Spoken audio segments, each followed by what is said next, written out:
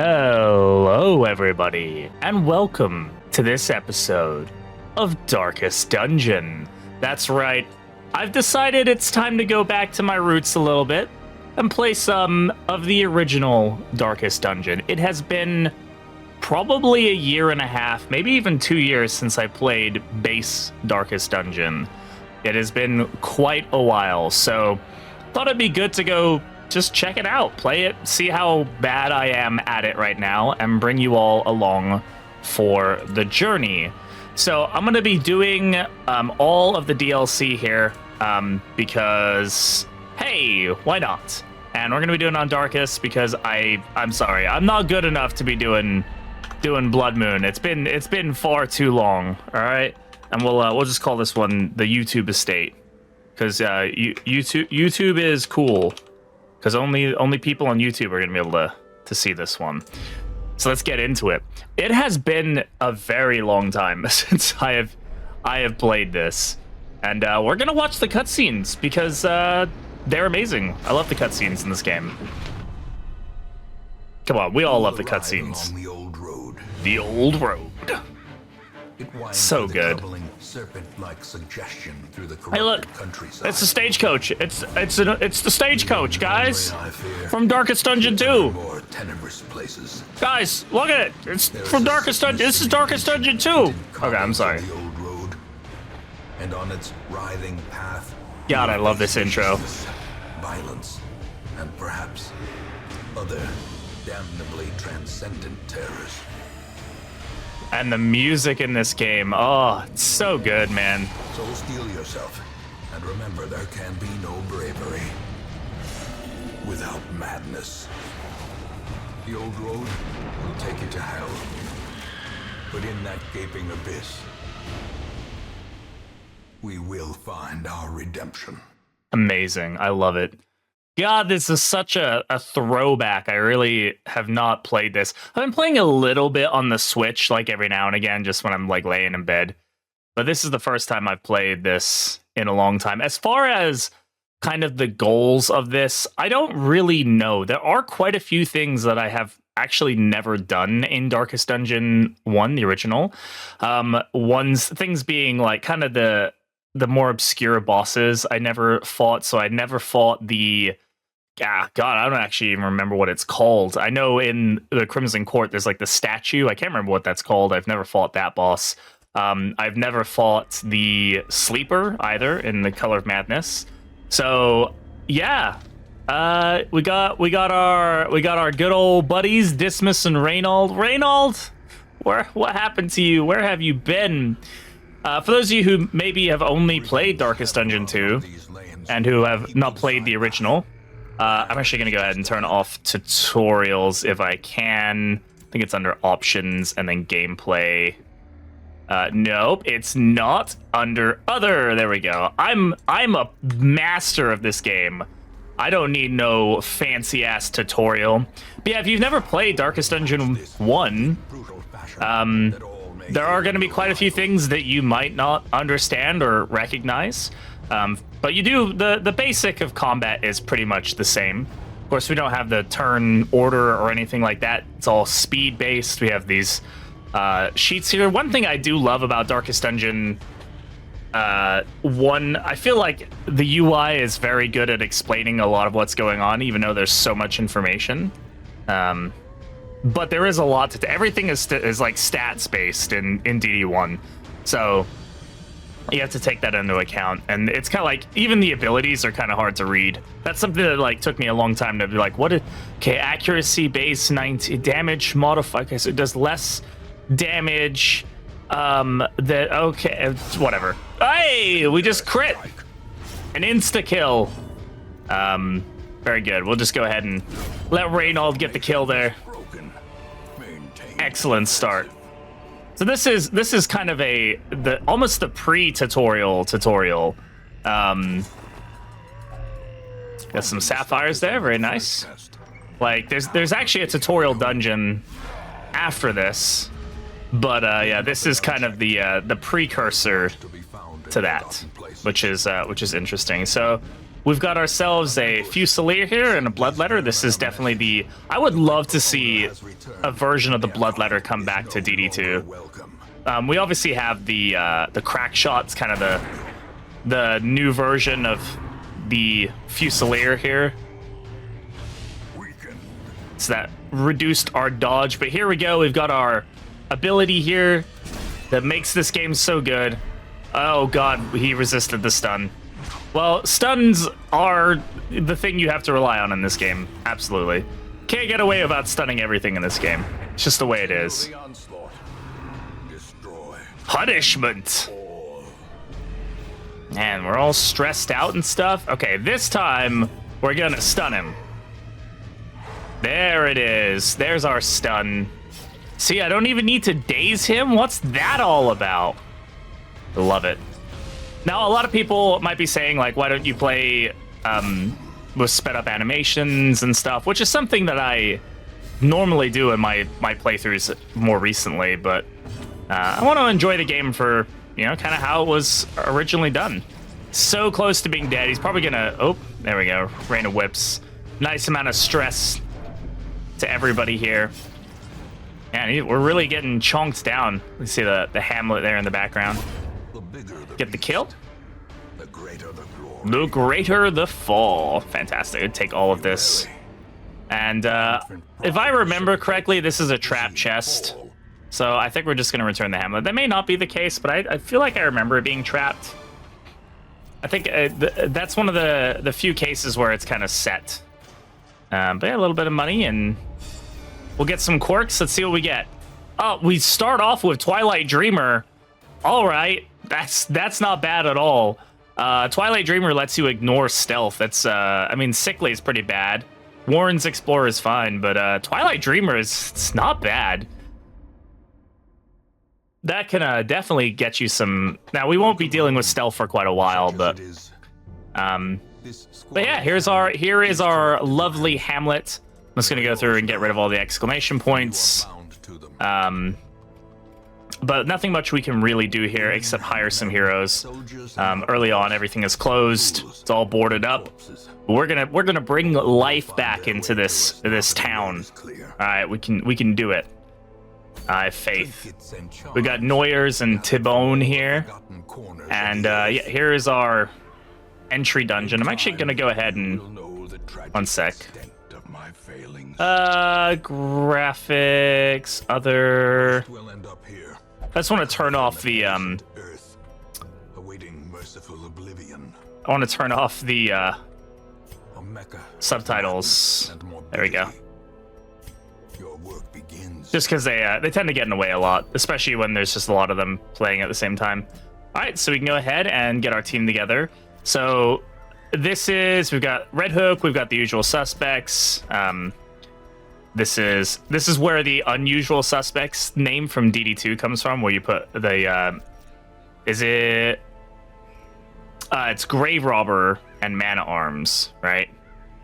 Is that what it is? I can't remember, whatever it is. Because it's like, that's the base team. So we got Hard Noggin, Quick Reflexes. I believe he always starts with Hard Noggin and Quick Reflex. We got oh my god, Hippocratic.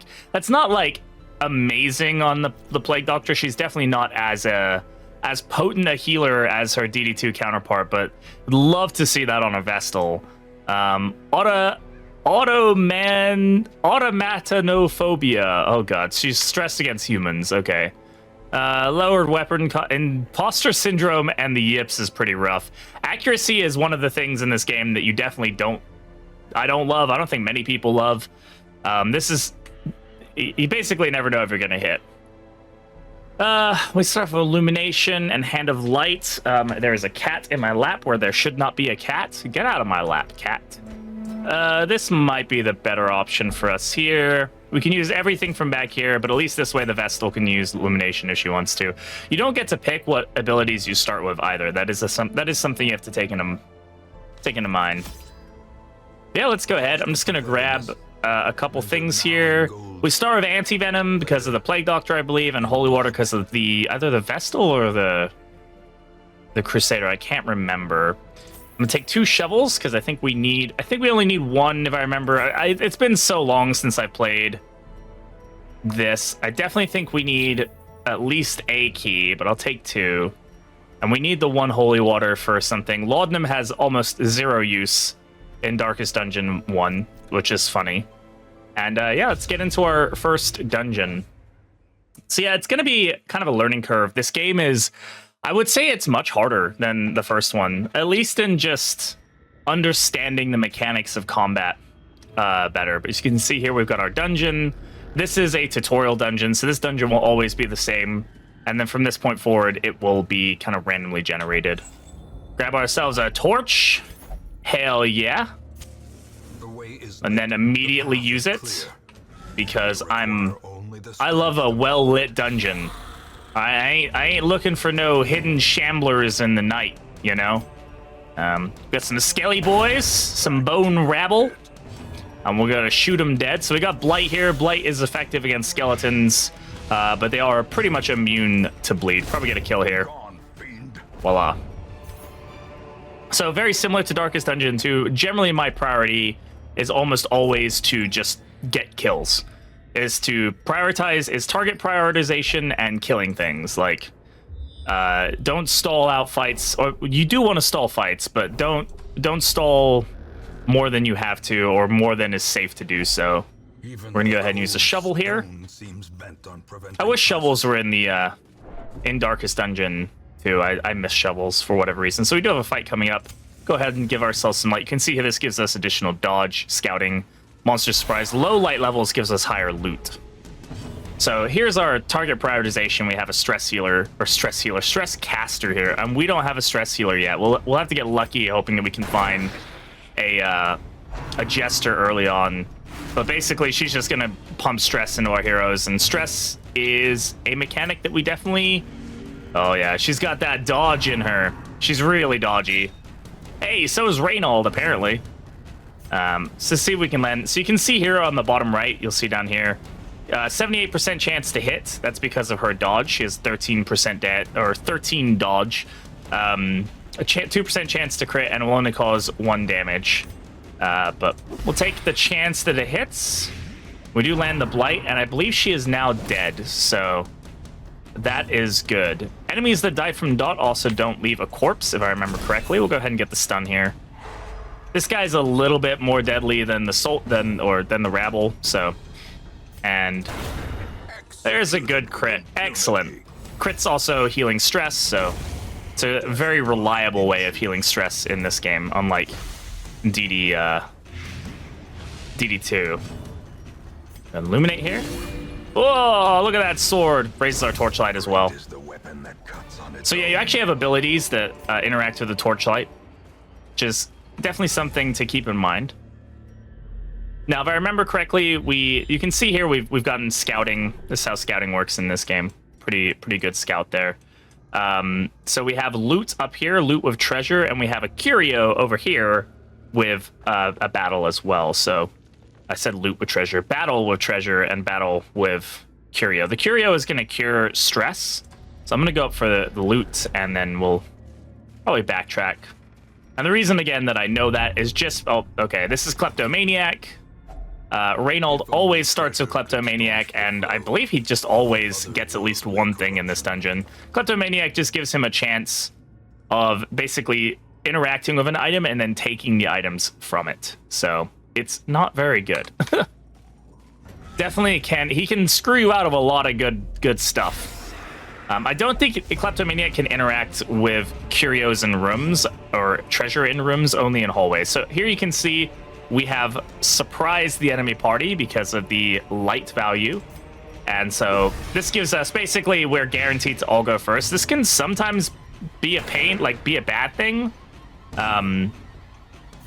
Just because of the fact that you can end up just getting wailed in like everybody going at once and just pumping damage into one person, which can definitely be a problem. So again, there's Stressful Incantation. They generally will target the most stressed out hero, and her ability also lowered our light level as well, so they also have ways to interact with the light.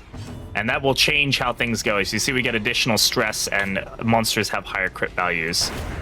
We'll go ahead and remove her. She is the biggest threat And then probably the Brawler is the next largest threat, in my opinion. These guys can hit for a nasty crit, though, if you let them. But we did resist the bleed. That's great. All right. Let's go ahead. We'll just get let's just get a heal.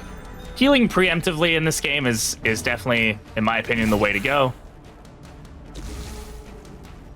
You don't heal over time like you do in Darkest Dungeon 2.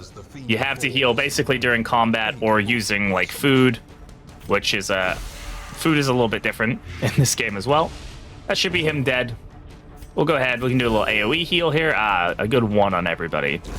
But, hey, 1 health can be the difference between life or death. So, all right, let's go ahead and interact with this. Use the skeleton key, and we get some additional stuff. We get another scout, but it doesn't do anything for us. So over here we see we have a trap. We've scouted the trap. If you don't scout the trap, you can't do anything about it. You just have to hope that you dodge it. But because we scouted it, we can check everybody's chance to disarm, and then we can use Dismas here. Gets a little bit of a stress relief too, which is a nice little benefit. We'll go ahead and keep the torch. Keep it at like dim light. We can go ahead and get another stress heal here. We do get a scout as well. Now, our objective here is to explore 90% of rooms, so we actually don't need to make it to this last room, assuming that we can explore this room down here, which we're going to. Again, we're going to let Dismas do this. Hopefully he gets the stress heal. He does. That's fantastic. And I'm going to keep us at dim light. This will be combat. Now, we have an Arbalist here. A little bit different than his counterparts in DD2.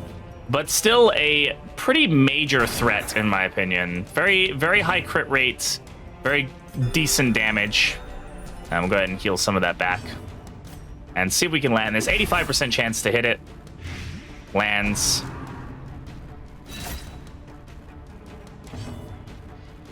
Alright, let's see if we can get the stun here. Good crit. That does increase our chance of the stun landing. So that's fantastic.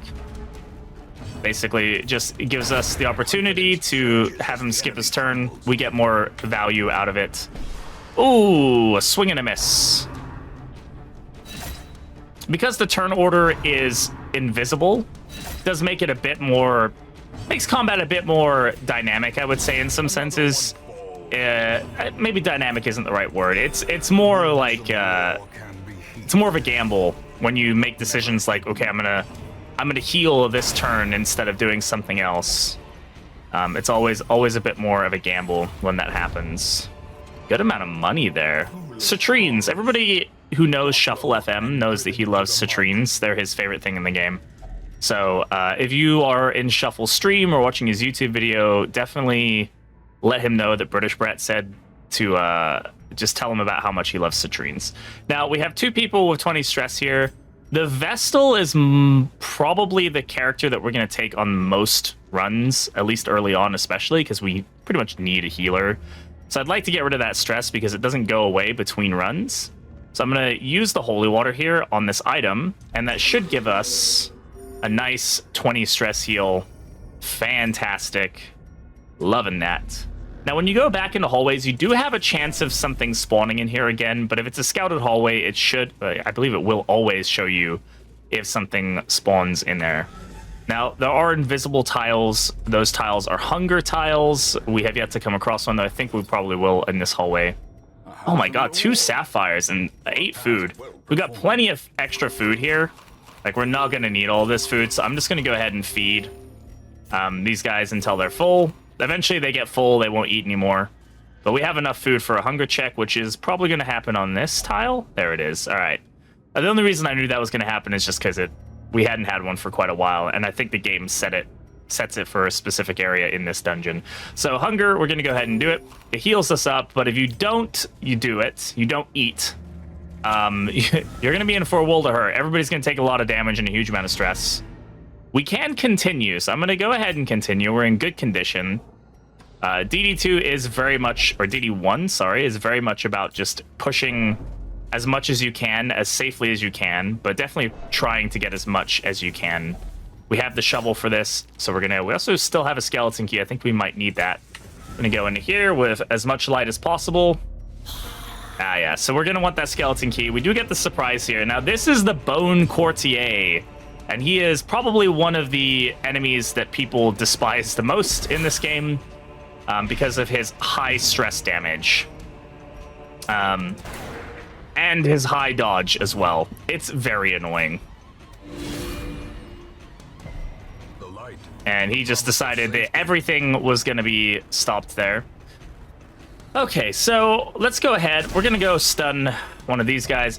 Oh my goodness. All right, so that was a really rough... Okay, that was good dodge. That was a really rough opener for us.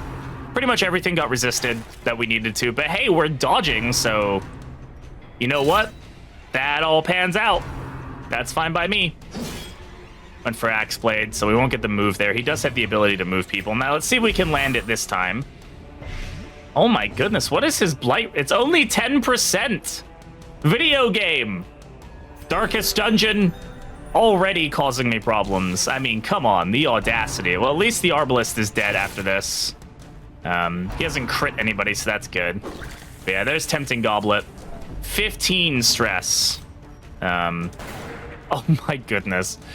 Accuracy and dodge. It's a fun mechanic. See how quickly this fight has now become pretty dangerous for us? It's probably... Yeah, that's a stun. Oh, definitely scary here. Can we get a kill, maybe? There's a chance we can kill. Of course, we low roll. Please. Okay, at least that one landed, but we won't be able to kill him. We do have Hand of Light here, which does some damage. He is that we actually might be able to do enough to get a kill here. We do get a little bit of buff there as well. Oof! Reynold, no! You can see our stress is starting to stack up just a little bit here. Hopefully that's a move and a stun. Not that I want the stun, but it... Yeah, actually, honestly, we didn't... That might not be the best idea for us to get that. Now, we will heal when we leave this dungeon. Like, we won't... Our health does not persist between dungeons, so that's good. And this is the last fight, so we just have to survive this. 5 damage there. Almost dead. Reynold will finish him off. But yeah, definitely a good example of lots of RNG in that fight. So I'm going to go ahead and use the skeleton key here. Unlock the hidden compartment. Good amount of heirlooms there. And now we're going to go ahead and head home. So not a bad haul, about 9,700 gold. A good amount of heirlooms. Heirlooms are used to upgrade facilities like buildings and stuff. And we do get a dodge stone as well, which is fine. And what do we get? All positive. So additional virtue chance. Virtue and afflictions are the equivalent of meltdowns and resolutes in DD2. Natural swing, additional accuracy. That's fine. We're not really going to be using her for killing things or hitting things too often, but I will say this will increase our ability to land her stun ability, which is one of her better ones. And Warren's Adventure, a little bit less stress when we're in the Warrens. And that concludes our first tutorial dungeon there. Butcher Circus, I'm not going to be doing Butcher Circus. I'll just click that just to get rid of it. And we'll go back to the Hamlet. I'm not going to be doing Butcher Circus. I've actually never played the Butcher Circus, so... so we've now unlocked stress relief facilities. Which are useful. You can use those between runs. You can leave somebody there for a week and let them reduce their stress. And there are multiple different things. There's the bar, the gambling hall, the brothel, and over here we have the cloister, the transept, the penance hall. Generally speaking, the Abbey I find is a better stress relief tool just because of the fact that it is sometimes you're gonna get downsides whenever you put somebody in to like do something, and you can see our caretaker is over in the cloister meditating, so he'll actually take up a spot every week generally. But generally there are negative outcomes. There are also like special positive outcomes you can get by leaving somebody there, but the tavern's ones I find are a little worse. We can't access the survivalist yet. And yeah, so we're doing all right there. First thing I do usually like to do though is go and grab ourselves some more heroes. Having a full roster is always a good idea. And one of the things we're going to go ahead and upgrade is increasing how many heroes we have available to us to 4. That is usually the first thing that I will upgrade, because what that means is that if you lose a whole team of heroes in a week, and say you're early on in the game like this, one of the things about Darkest Dungeon 1 is that you can find yourself in a situation where you almost have to restart. It is possible to kind of end up in a really rough spot, especially as a new player. And this is one of the things I find helps the most, so that even if you lose 4 heroes in a run, you will have 4 fresh ones. It might not be a great team comp, but you will have a team, and you can take them, and you can at least try to salvage the run as best as possible. And then the next thing I usually upgrade is the hero barracks size, just to allow us more heroes on our roster, again, so we have more selection, higher on heroes early on, and then that way be able to go into the dungeon and just be able to continuously survive. And yes, that finishes out this first episode of Darkest Dungeon 1. I'm really excited to get into this. Again, I think my goal is going to be trying my best to kill all the bosses in the game. Every boss that I can kill before we get to the Darkest Dungeon, because that is something that I have not done. I have no idea how long that's going to take me. That might take 150 weeks for all I know. It may take less, it may take more, but I'm gonna do my damnedest to do it, because it is something I've never done. But if you have any suggestions, if you have any comments, if you have anything you'd like to help me out with, I'm definitely super open to them. Please let me know. Leave a comment. Tell me what misplays I'm making and things I don't know about the game, because there are things that I don't know or I misremember or whatever the case is. It has been a very long time. If you like this, do leave a like. Let me know that you enjoyed it by leaving that like, so that way I will keep making more episodes of this. And yeah, thanks for watching, everybody. I'll see you in the next one.